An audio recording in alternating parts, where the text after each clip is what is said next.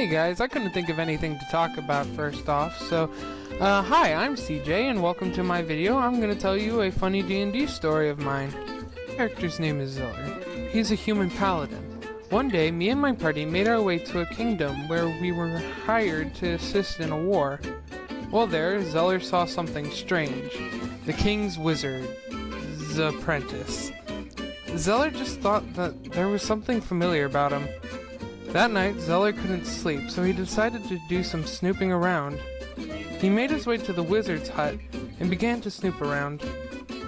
In this case, I rolled a good enough roll to find a secret passageway.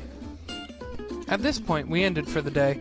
When we came back the next time, we all pulled from a deck of many, which is basically a deck of cards where when you pull a card, something magical happens to your player. Sometimes good, and sometimes bad. I just so happened to pull a bad card. The card I pulled took all of my magical items and placed them somewhere else in the world, meaning my self-mending armor and my hammer that can return to me. Remember that. So basically, I'm going into a dark dungeon with chainmail and a longsword.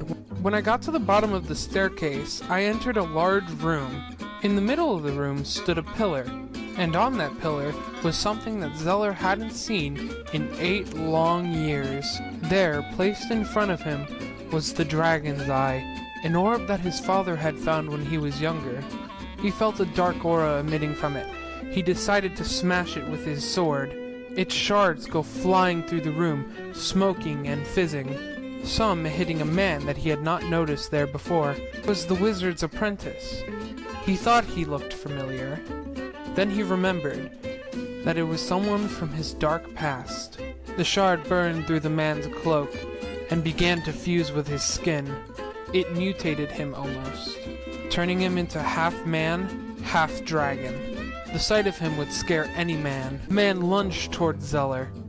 Zeller flung his sword in defense. The man grabbed the sword and his hands began to pulsate with heat. The heat being emitted melted the sword. Then he reached for Zeller's face.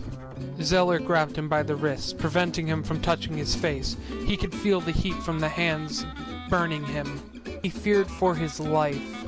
At this point, I was pretty scared that my first character ever made was gonna die. But then that's when I remembered something. Remember from before, I said that my hammer could return to my player. I rolled to summon my hammer. I rolled a nat 20. My hammer burst in through the wall. Zeller grasped it with his hand and slammed it against the man's face. The man went flying across the room. Zeller got up and ran towards the exit. He made his way out and to his friends. He told them what had happened. And that's the end of my story. I hope you guys enjoyed. Please like, comment, and subscribe, and I'll see you later.